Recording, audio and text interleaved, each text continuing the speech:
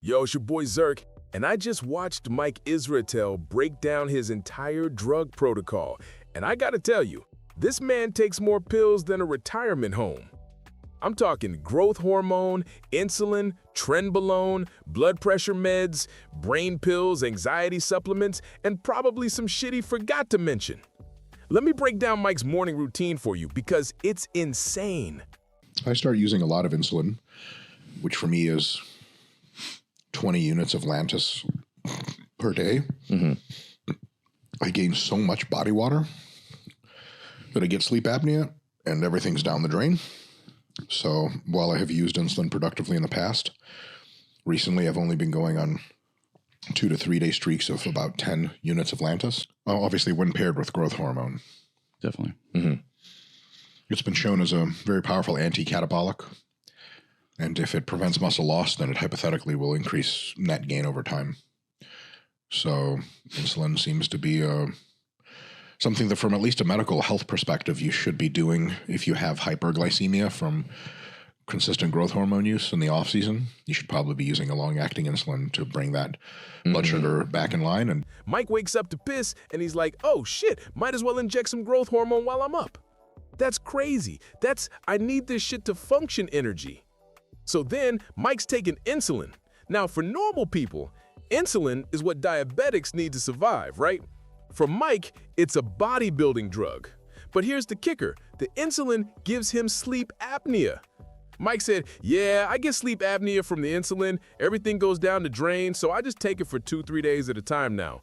Bro, if something makes you stop breathing, maybe that's your body's way of saying, hey dumbass, stop taking this shit. But Mike's like, nah, I'll just take it for shorter periods. Problem solved. That's like saying, yeah, this food gives me food poisoning every time, so now I only eat it twice a week instead of daily. Just stop eating the food, Mike. Your body is shutting down your respiratory system as a defense mechanism, and you're like, let me work around this. Nupept's not so for anxiety, it's more for keeping your brain growing. Brain health. Yeah. What's Nupept? Nupept is a Russian pharmaceutical developed in the mid-90s. And it is a true nootropic, which means it reliably increases your intelligence. And it increases the production of brain-derived neurotrophic factor, which is like the growth hormone of the brain, sort of. And so it does this reliably. It's no bullshit. It fucking works. I've been taking it for some time now, about half a year. Feels like I'm getting smarter, so that's really neat. Steroids do reliably make you dumber, by the way. Now here's where it gets really funny. Mike admits that steroids make you dumber. So you know what his solution is? Russian brain pills. I'm not making this up. He's taking some Russian nootropic called Nupept because the steroids are killing his brain cells. So let me get this straight. You taking drugs that make you stupid, so you take more drugs to make you smart again. Mike's out here playing 4D chess with his brain chemistry. If I take stupid pills and smart pills at the same time, they cancel out. My guy, that's not how pharmacology works. You're not doing math. You can't just add a positive to a negative and get 0. You just double drugged now. Oh shit, I keep getting those fucking side effects. I get mental side effects are the only thing keeping me from doing like a gram more per week. Maybe you're still really intense. I don't know. You've experienced. Yeah. Anxiety times 100. Oh shit. So if I take enough gear in high enough doses without taking any, for lack of a better term, nootropics, but also just some sort of brain health supplements to offset that, I get a couple unfortunate side effects psychologically. One is anxiety, which is not fun. It's not fun. It's not fun to be anxious. And anxiety both leads you to not want to have anxiety anymore. And because you experience that emotion with anxiety, it multiplies itself. But the anxiety is every single second of every day. I have it when I wake up at night to go to sleep. Gets real old real fast. Now that we have my anxiety much more under control with various things, for example, such as CBD, ashwagandha, lion's mane, Nupept. Mike casually mentions that he has anxiety every single second of every day. Not sometimes, not when he's stressed, every second from the moment he wakes up until he goes to sleep. And you know what causes this crippling, life-ruining anxiety? The steroids he's taken. So what's Mike's solution? More drugs. He's taking CBD, ashwagandha, lion's mane, and probably some other shit I can't pronounce. My man's got more supplements than a GNC warehouse. His supplement stack has a supplement stack. He needs drugs to offset the drugs that he takes to build muscle. It's like Russian nesting dolls, but with pharmaceuticals. Chronic elevated blood pressure. The great killer. If it's at all higher than the normative standard 120/80, then you need to take medications to lower it. Lisinopril, amlodipine, those are the two I've been taking for some time. Yep, chlorthalidone. There's a tree of evolution of blood pressure drugs, and all the leaves of the tree and the flowers are modern and cheap and ultra effective, and blood pressure cooks everything in your body until it breaks and dies. Yep. And if you have chronic elevated blood pressure, it's real bad news. Oh, and Mike's blood pressure is so high, he needs 2 different blood pressure medications. Not 1, 2. Mike's heart is screaming, please stop. And Mike's like, here, take these pills and shut up. We got gains to make. And Mike has the nerve to lecture people about not taking blood pressure medication. He's in the video like, it's so silly when guys take a shitload of steroids but won't take blood pressure meds. Bro, maybe the problem is the shitload of steroids, not the lack of blood pressure medication. That's like saying it's silly that people jump out of planes without a parachute but won't wear a helmet. How about we just don't jump out the damn plane?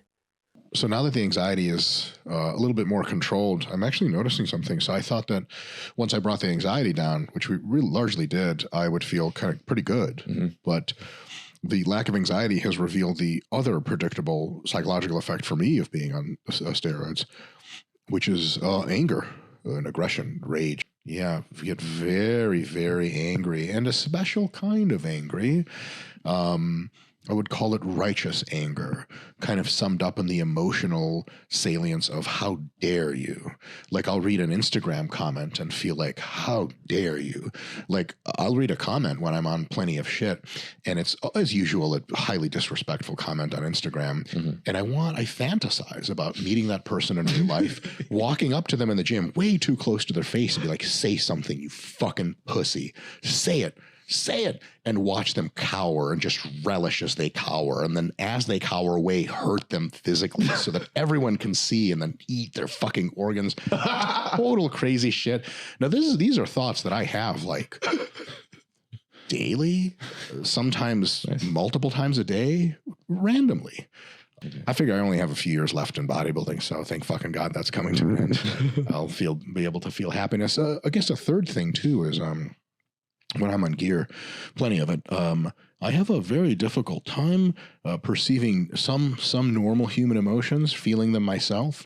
It's like I'll walk out. I'll walk out and then look over I'll be on our property in Michigan, and I look over the tree line, these beautiful swaying green trees in the sun, and I'll be like, logically, that used to make me happy to look at, but now I feel a combination of nothing and angry frustration. Wow. And that's it. And I have trouble, really happy, emotional videos on Instagram. I know what the people are feeling, but I don't feel it anymore. Mike admits he can't feel normal human emotions anymore. He said he looks at beautiful trees and feels nothing and angry frustration. He watches happy videos on Instagram and knows what people are feeling, but doesn't feel it himself. Basically, Mike has turned himself into a robot through pharmacology.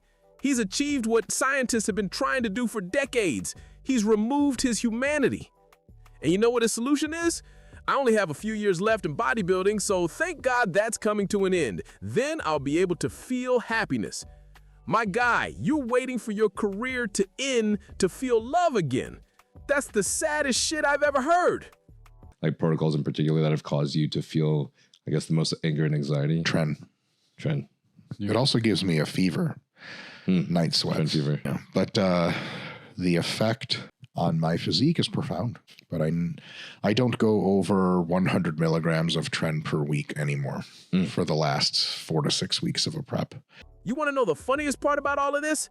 Mike Israetel sells programs about optimizing your health and science-based training. This man has a PhD in exercise science, And his health protocol requires 50 different drugs, injections multiple times per day, and accepting that you won't feel human emotions for several years. That's like a dentist with no teeth. If Mike's science-based approach to bodybuilding requires you to become a pharmaceutical experiment, maybe the science is wrong. GH and dosage, and then also off-season versus contest prep. Jesus, it's way out of my wheelhouse. A dosage, you should start at 2 to 3 units, probably in the evening. As you mature and your coach and doctor decide you're eligible for more, you do more frequent daily injections of still 2 to 4 units at a time. A good candidate time for growth other than if you wake up to pee, you can shoot in the middle of the night. So you get 2 spikes. So take growth in the evening before you go to sleep. Take it in the middle of the night when you wake up to pee. Just have your needle preloaded and jab it in, go to sleep. If that ain't you, the morning before your cardio, maybe fasted cardio would be really great. And then sometimes in the pre-workout period is another opportune time to shoot growth. So you can end up going to several, maybe 3 administrations of 2 to 4 units. And that kind of lays out your top end, how much growth you should be taking. When Mike travels, he probably needs a whole suitcase just for his drugs. TSA must be confused as hell. Sir, why do you have 50 vials of pharmaceutical-grade substances? Oh, that's just my morning routine. Your morning routine? Yeah, wait till you see my evening bag. Pre-contest versus off-season, I think, is a calculation of how much insulin you're taking to offset your blood sugar levels, and also how you feel with some level of bloat. But as long as you're pulling your growth hormone a few days or weeks before you peak, because it'll drop a lot of body water, I don't think I'm not aware of any compelling reason to take more or less pre-contest versus off-season, although financial constraints are such that maybe pre-contest is the better time to take either any growth or more growth, because it's going to really show itself. Let's talk about how much money Mike is spending on all this shit. Growth hormone alone is expensive. Then insulin, steroids, blood pressure meds, all the supplements, the brain pills from Russia, the whole pharmacy. Mike's probably spending more on drugs per month than most people spend on rent. At some point, you got to step back and ask, is it worth it? Mike's over here sacrificing his mental health, his emotional well-being, his cardiovascular system, and his basic cognitive function just to have bigger shoulders. That's crazy. You know what the real problem is? Mike's not unique. There's thousands of bodybuilders doing the exact same thing. They're all taking growth hormone multiple times a day. They're all on insulin. They're all medicating their side effects with more drugs. The whole industry is just a pharmaceutical arms race. Everyone's trying to outdrug each other. Oh, you take growth hormone twice a day? I take it 4 times a day. Oh, you're on 2 blood pressure meds? I'm on 3.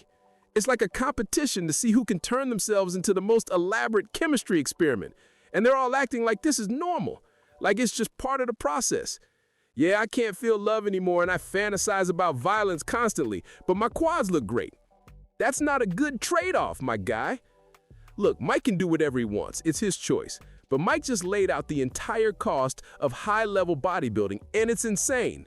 Multiple daily injections, dozens of pills, constant anxiety, sky-high blood pressure, cognitive decline, sleep apnea, and the solution to all these side effects, more drugs. It's drugs all the way down. If you're thinking about going down this road, at least Mike's being honest about what it costs. Also, you can look good in Instagram photos for a few years. Is it worth it? I don't know, man. That's for you to decide. But Mike just showed us the price tag, and it's expensive.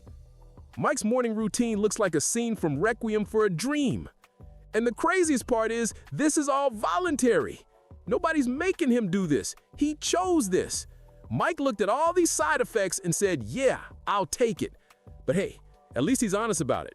Most influencers pretend they got their physique from chicken and broccoli. Mike's out here like, nah, I'm on everything. Growth hormone, insulin, trend, brain pills from Russia, the whole pharmacy. I respect the honesty, even if I think the choices are wild. I'm Zirk, and I'm gonna go appreciate the fact that I can look at trees and feel happy without needing Russian brain pills. That's a win in my book. Stay natural, stay sane, and stay human. Peace.